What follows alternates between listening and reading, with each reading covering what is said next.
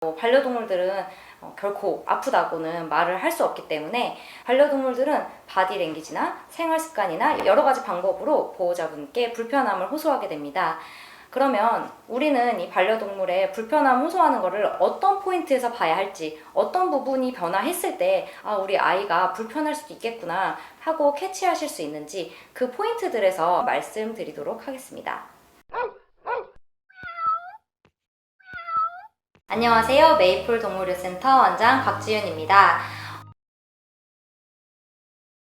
오늘은 우리 아이 장수 프로젝트 5번째 이야기로 체중에 대해서 알아보도록 하겠습니다. 노령견 아이들은 대부분 체중이 저희가 평가를 해보면 너무 많이 나가거나 너무 적게 나가는 경우가 굉장히 많은 편이에요.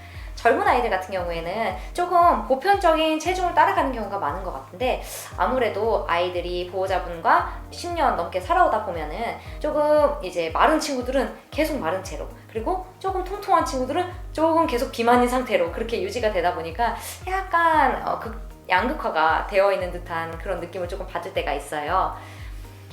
아이들의 체중 변화는 굉장히 중요한 지표 중에 하나입니다. 보통 동물병원에 가면 체중계가 항상 대기실에 있고 체중 변화를 굉장히 자주 체크하게 되는데요.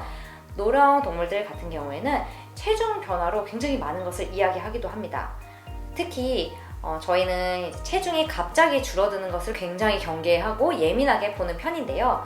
노령 동물들 같은 경우에는 신부전, 종양성 변화들이 아주 흔한데, 이런 경우에 체중이 갑자기 급격하게 줄어들게 됩니다. 보호자분이 느끼시기에 식욕 변화가 별로 없는데도 불구하고 체중이 쭉쭉 빠지는 경우도 있어요. 그래서 보호자분들께 체중이 갑자기 많이 줄었다고 말씀을 드려도 전혀 모르셨다고 말씀을 하시는 경우도 굉장히 많습니다. 그러면은 체중이 얼마나 줄었을 때 우리가 유의 깊게 봐야 하는 건가요? 이 부분을 조금 궁금해 하실 수도 있을 것 같아요. 왜냐하면 보호자분들이 생각하는 체중 감소와 수의사들이 보는 체중 감소는 조금 차이가 있다는 거를 항상 느끼게 됩니다. 보호자분들 입장에서는 5kg짜리 우리 강아지가 그냥 500g 빠진 건데, 그러면 500g이면은 뭐 그냥 응가하고 쉬야만 해도 빠질 수 있는 거 아니에요? 이렇게 단순하게 생각하시는 분들도 굉장히 많으세요. 하지만 5kg 강아지가 500g이면 체중의 10%가 빠진 겁니다. 10%면 몸무게 정말 10분의 1이 빠진 거예요. 굉장히 크죠. 그리고 예를 들어서 사람하고 비교를 해보면은 50kg 나가던 사람이 갑자기 45kg이 된 거랑 같습니다. 우리가 키우고 있는 아이들이 소형견인 경우가 많고, 고양이들 같은 경우에도 5kg에서 10kg 정도의 작은 아이들이 많기 때문에 몸무게가 200g에서 500g 정도만 줄어도 굉장히 큰 비율로 줄어드는 경우가 많아요. 따라서 아이들 몸무게를 집에서도 자주 체크해 보실 필요가 있습니다.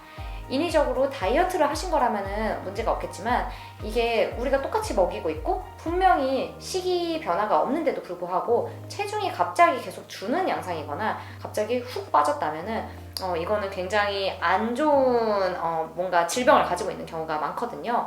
따라서 체중 체크를 집에서도 꼭 자주 해보시기를 권해드립니다. 제가 방금 갑자기라고 말씀을 드렸는데요. 갑자기의 기준은 무엇인가를 또 궁금해하실 수 있어요. 동물병원 같은 경우에는 1, 2주 안에 빠지는 거를 이제 갑자기라고 보통 표현하기는 하는데요. 저는 동물 키우시는 분들은 일주일에, 적어도 2주일에 한 번씩은 체중을 꼭 집에서 체크를 해보셨으면 좋겠어요. 특히나 아이가 10살 이상의 노령견, 노령묘라면요. 여기서 다소 예외를 둘 수 있는 거는 인위적으로 다이어트를 하고 있는 경우인데요. 노령견, 노령묘인데 반드시 체중 감량이 필요한 아이들도 꽤 있거든요. 이런 친구들은 체중 감량을 인위적으로 식이 조절을 하신다거나 혹은 다이어트 사료를 먹이신다거나 하면서 조금 체중 조절을 하시는 경우가 있죠. 이때 살이 빠지는 것은 우리가 당연히 감안을 하고 볼 부분입니다.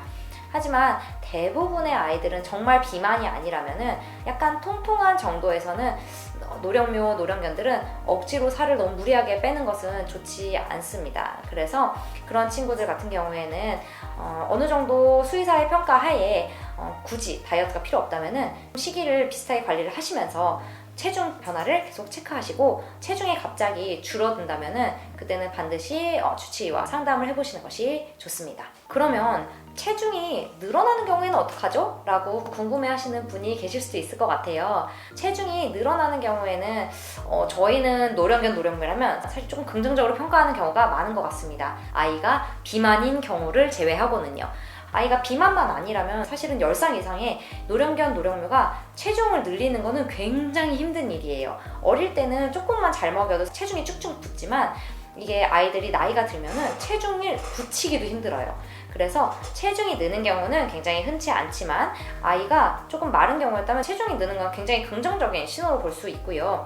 특히나 뭐 호르몬 질환, 뭐 당뇨 같은 게 있다거나 혹은 뭐 아이가 종양 때문에 뭔가 관리를 받고 있다거나 하는 친구들이 체중이 조금 붙었을 때는 저희는 조금 긍정적인 신호로 보는, 건강관리가 잘 되고 있는 긍정적인 신호로 보는 경우가 많은 것 같습니다.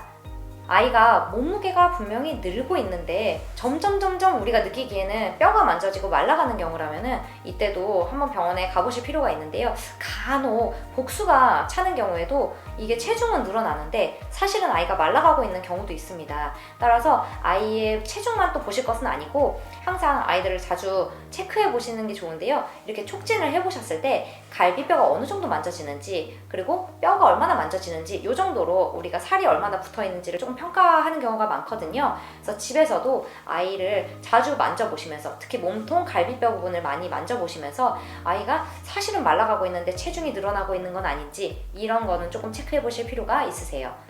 오늘은 우리 아이 장수 프로젝트 5번째 체중에 대해서 말씀드려 보았습니다. 다음번에는 노령견 노령묘들에게 더 유용한 이야기들을 가지고 또 찾아뵙도록 하겠습니다. 안녕.